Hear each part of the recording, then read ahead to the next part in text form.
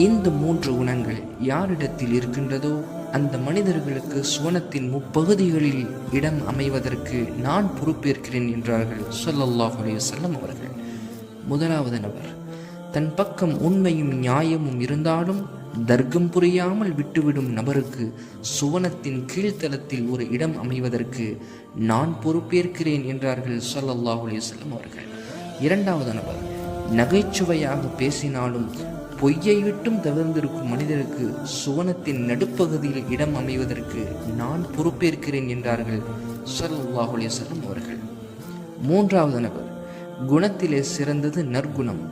அந்த நற்குணத்தில் யார் சிறந்து இருக்கின்றார்களோ அவருக்கு சுவனத்தின் மேற்பகுதியில் ஒரு இடம் அமைவதற்கு நான் பொறுப்பேற்கிறேன் என்றார்கள் ஸல்லல்லாஹு அலைஹி வஸல்லம் அவர்கள். அறிவிப்பாளர் அபூ உமாமா ரலியல்லாஹு அன்ஹு, நூல் அபூ தாவூத்.